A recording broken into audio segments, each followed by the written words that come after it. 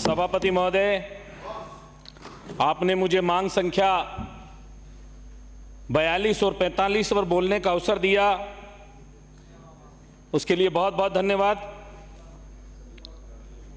4 पंक्तियों से अपनी बात प्रारंभ करता हूं। पिछली सरकार के बेवजह फजूल खर्ची के बहुत सारे किस्से हैं। लगता है इस बेपटरी की गाड़ी को ठीक से चलाना भजनलाल जी और उनकी टीम के हिस्से है।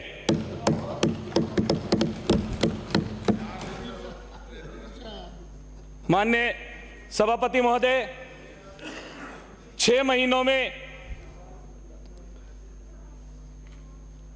भारतीय जनता पार्टी की सरकार, भजनलाल जी की सरकार ने जो राजस्थान की जनता के लिए किया, उसकी प्रशंसा दबे मन से विपक्ष के लोग भी कर रहे हैं। इसलिए मैं उनको धन्यवाद देता हूं कि सच स्वीकार करना वो सीख गए हैं। और इस सदन के बाहर जब हमसे चर्चा करते हैं तो तब यह भी कहा करते हैं कि हमारी मजबूरी है, हम विपक्ष में बैठे हैं, हमें आलोचना करनी पड़ेगी।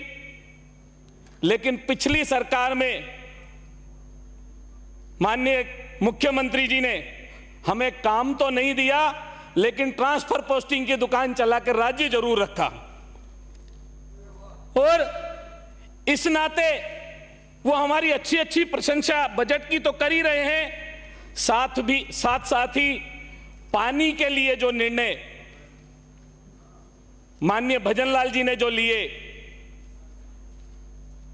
जब 2013 की सरकार थी तो उस सरकार का मैं भी हिस्सा था। उस सरकार में वर्तमान मुख्यमंत्री जी ने 2016 में ईआरसीपी का विजन रखा था। और उस विजन में जब एक सर्वे की बड़ी टोली बनाई थी, उस टोली के अंदर मैं भी था। और मुझे कहते हुए यह बड़ी प्रशंसा हो रही है कि मुख्यमंत्री जी ने पिछले 5 सालों के अंदर बार बार अशोक गहलोत जी के मुंह से, पूर्व मुख्यमंत्री के मुंह से यह सुनकर, क्योंकि हम दोनों ही पूर्वी राजस्थान से आते हैं, वो भी और मैं भी, और हमने संगठन में काफी लंबे समय काम किया है, तो वो कहा करते थे, यार ये मुख्यमंत्री जी ईआरसीपी के लिए रोज नई गोली दे देते, लेकिन इसकी घोषणा नहीं करते और काम चालू नहीं कराते, मध्य प्रदेश के साथ समझौता नहीं करते, दिल्ली जाके कोई मीटिंग नहीं करते और अधिकारियों के साथ बैठते नहीं है। और क्योंकि हम लोग, जिसकी पीड़ा होती है वही जानता है, पूर्वी राजस्थान में पानी कितनी बड़ी समस्या है, यह कोई हमसे पूछे। लेकिन सरकार बनने के बाद पहला निर्णय उन्होंने पेपर लीक पर किया और दूसरा निर्णय पूर्वी राजस्थान की इस बड़ी समस्या का समाधान करने के लिए किया। इसके लिए मैं उनको धन्यवाद देता हूं। लगभग 65,000 करोड़ इस योजना के अंदर लगेंगे और 21 जिलों को इसका लाभ मिलेगा। बार बार ये बातें तो करते हैं, लेकिन कभी ऐसा नहीं हुआ कि किसी प्रदेश के मुख्यमंत्री आए हों और बैठकर एक ज्वाइंट प्रेस कॉन्फ्रेंस में ये कहकर गए हों कि हमारा समझौता हो गया और हम मिलकर इस योजना को लागू करेंगे। लेकिन ऐसा डबल इंजन की सरकार के कारण, भारतीय जनता पार्टी की सरकार के कारण मध्य प्रदेश और राजस्थान के मुख्यमंत्री जी ने बैठकर प्रेस कॉन्फ्रेंस करके ये घोषणा की। इसके लिए माननीय प्रधानमंत्री जी को, माननीय मुख्यमंत्री जी को और मध्य प्रदेश के मुख्यमंत्री जी को, दोनों को धन्यवाद देता हूं। माननीय सभापति महोदय, हम लोग जब राजस्थान की चर्चा करते हैं तो पूरे देश में राजस्थान के बारे में जो परिदृश्य बना हुआ है वो ऐसा है कि राजस्थान में सूखा है, राजस्थान में बूढ़ा है, राजस्थान में पानी की समस्या है। लेकिन हमारे मुख्यमंत्री जी ने राजस्थान के अंदर इस बार 18 अरब से अधिक का बजट राजस्थान को हरित बनाने के लिए घोषणा की। मैं इसके लिए माननीय मुख्यमंत्री जी को भी धन्यवाद देता हूं और यह कहता हूं मेरी ओर से कि अब आवश्यकता पर्यावरण को बचाने की है। इस पर्यावरण को बचाने के लिए उन्होंने 20,000 हेक्टेयर की वृद्धि के लिए 20,000 हेक्टेयर की भूमि में पर्यावरण को सुरक्षित करने के लिए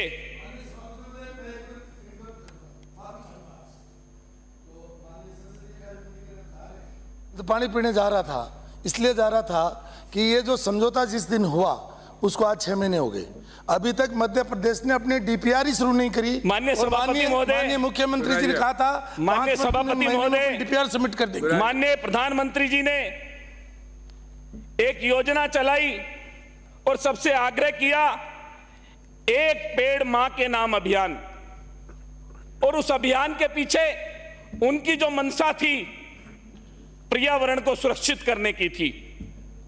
और हमारे राजस्थान में भी 7 करोड़ पौधे इस वर्ष लगाने का निर्णय लिया और हमारे वर्तमान पर्यावरण मंत्री ने उसकी तैयारी चालू कर दी। हम सबको फोन करके कहा अपने अपने क्षेत्र में यह वृक्ष लगाने की योजना बनाकर आप लोग इस पर रफ्तार से काम प्रारंभ करें। मैं माननीय मंत्री जी को भी बहुत बहुत धन्यवाद देता हूं। हरित राजस्थान की दृष्टि से 4,000 करोड़ की राशि से जो कार्य प्रारंभ होने वाला है उसके लिए भी माननीय मुख्यमंत्री जी को मैं धन्यवाद देता हूं। सभापति महोदय, 70 साल की आजादी के बाद राजस्थान में 540 ही नर्सरियां विकसित कर पाए हम लोग, जबकि कई वर्षों तक कांग्रेस का राज इस प्रदेश में रहा। और पहली बार ऐसा हुआ है कि 50 नई नर्सरियां बनाने के लिए इस बजट में घोषणा की गई। मैं उसके लिए भी हमारी सरकार को और माननीय मुख्यमंत्री महोदय को धन्यवाद देता हूं। 2000 स्थानीय व्यक्तियों को वन मित्र के नाम से सम्मानित करने का जो उनका मूल उद्देश्य है वो सिर्फ ये है कि पर्यावरण को लेकर लोग जागरूक हो, पर्यावरण की ओर लोगों का ध्यान जाए और जो राजस्थान के बारे में बाहर के लोगों की जो मंशा है वो मिथिक बदले। सभापति महोदय, वृक्षारोपण के 1,650 करोड़ की राशि से एक बड़ी योजना बनाकर कार्य करना भी शुभारंभ हम लोग करने वाले हैं। सभापति महोदय, जब वृक्षों की बात या हो रही हो तो प्रदूषण के बारे में हम चर्चा करे बिना रह नहीं सकते। जब बजट में चर्चा हो रही थी तो उसमें माननीय मुख्यमंत्री जी ने प्रदूषण की रोकथाम के लिए 50% अनुदान पर 10,000 सोलर प्लांट लगाने की जो घोषणा की, मैं उसके लिए भी माननीय मुख्यमंत्री जी को बहुत बहुत धन्यवाद देता हूं। सभापति महोदय, वन क्षेत्र की दृष्टि से किले, धार्मिक स्थल, मंदिर के स्थान, श्रद्धालु, इन सभी सरिस्का, उसमें मेरा रणथंभौर भी है, पांडुपोल भी है, इन सभी स्थानों को पर्यावरण की दृष्टि से सुदृढ़ करने के लिए भी एक बड़ी योजना हमारी सरकार ने बनाई। मैं तो इतना सा निवेदन करना चाहता हूं कि जब आजकल औसत उम्र आदमी की 75 से 80 वर्ष की होने लगी और उसमें लगभग हम जितना ऑक्सीजन लेते हैं उस ऑक्सीजन को परचेज अगर हम करें तो लगभग 10 लाख रुपए का ऑक्सीजन हम लोग इन वर्षों में जीवित रहने के लिए लेते हैं। मैं इस सदन के माध्यम से एक निवेदन जरूर करना चाहूंगा सभी सदन के सदस्यों से कि हम सभी इसमें अपनी अपनी महत्वपूर्ण भूमिका निभाते हुए 10 वृक्ष स्वयं लगाने का संकल्प इस सदन से लेकर जाए तो मैं मानूंगा हमारा इस सदन में आने का उद्देश्य सार्थक हो गया और हमने इस पर्यावरण के लिए अपनी एक बड़ी महत्वपूर्ण भूमिका निभाने का काम किया। सभापति महोदय, मेरा क्षेत्र रणथंभौर में से चारों ओर घिरा हुआ है और जब इतना काम हमारी सरकार ने किया तो मैं ये कहते हुए मुझे कतई संकोच नहीं होता, मेरे क्षेत्र में एक कुशालीपुरा से कुआलजी रोड था जिसकी घोषणा पिछली सरकार में 4 साल पहले ही हो गई थी और फॉरेस्ट की एनओसी के कारण वो रोड नहीं बन पा रहा था। जब हमारे वन मंत्री से मैंने निवेदन किया तो मैं उनको विशेष धन्यवाद देना चाहूंगा कि उन्होंने उस रोड की एनओसी के लिए 3-4 बार अधिकारियों की बैठक बुलाई और बीते 15 दिन में उन्होंने उस एनओसी को भी देने का काम किया। मैं इस सदन के माध्यम से धन्यवाद दूंगा मंत्री जी को कि जो काम 4 साल से यह सरकार नहीं कर पाई थी, क्योंकि इनकी मनसा काम की नहीं रहती, इनकी मनसा वाहवाही लूटने की रहती है और इनकी मनसा सिर्फ इस बात की रहती है कि हम लोग कैसे अखबार में छपें।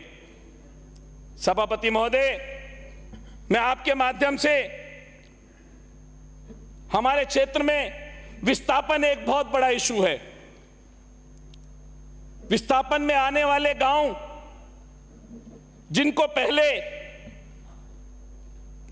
मुआवजे के तौर पर 2002 में एक पैकेज इशू हुआ जिसके अंदर तय हुआ 8 बीघा जमीन विस्थापित परिवार को दी जाएगी और वो विस्थापित परिवार उस जमीन को लेकर कहीं भी जहां पर सरकार जमीन देगी वहां विस्थापित हो जाएगा, या फिर 5400 वर्ग फीट रहने के प्लाट के लिए कहीं भी आसपास के शहर में वो जमीन दी जाएगी। एनटीसीए की केंद्र सरकार के प्रावधान के अनुसार विस्थापित परिवार को यह जमीन देने का प्रावधान बना और साथ ही सरकार की ओर से यह तय किया गया कि विस्थापित परिवार में 18 साल के व्यक्ति को एक अलग परिवार मानकर हम उसको विस्थापित करेंगे। लेकिन पिछली सरकार ने एक काला कानून लाकर, राज्य सरकार ने एक काला कानून लाकर इसको बदल दिया और अब 6 बीघा की जगह 8 बीघा की जगह 6 बसवा जमीन देने का इन लोगों ने प्रावधान रखा।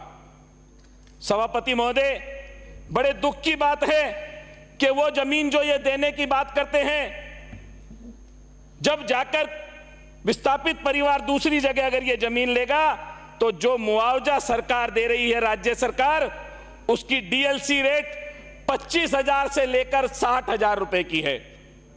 मैं इस सदन के माध्यम से सदन का ध्यान दिलाना चाहता हूं, क्या किसी स्थान पर जो विस्थापित परिवार जाने वाला है वहां पर 20,000 रुपए बीघा की 25,000 बीघा की रेट पर क्या उसे जमीन आज के समय में उपलब्ध हो पाएगी क्या?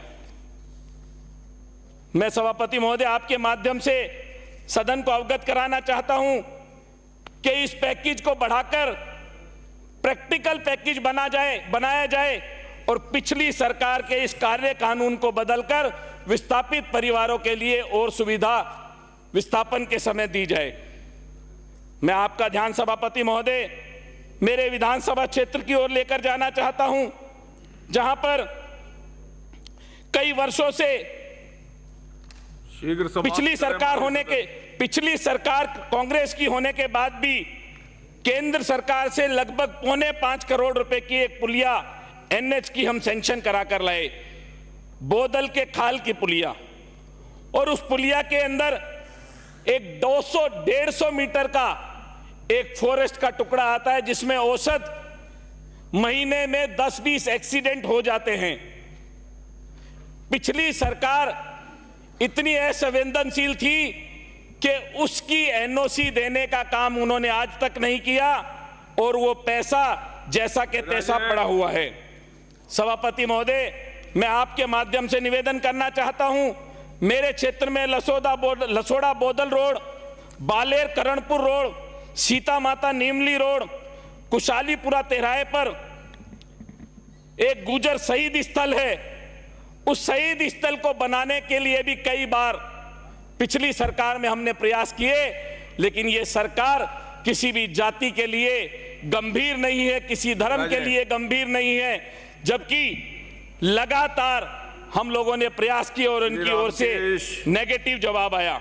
सभापति महोदय, मैं अंत में आपसे इतना सा निवेदन करना चाहूंगा, पिछले 5 वर्षों के अंदर वहां पर जो पूर्व सरकार के मुख्यमंत्री थे उनके धन्यवाद सभापति महोदय। आप द्वारा मांग संख्या 42 और 45 पर मुझे बोलने का मौका दिया। आप विराजमान सदस्य आज राजनीतिक दबाव से जो काम किए गए हैं उनकी भी जांच वन विभाग को करानी चाहिए। माननीय मंत्री जी से मैं आग्रह करूंगा। धन्यवाद। जल संसाधन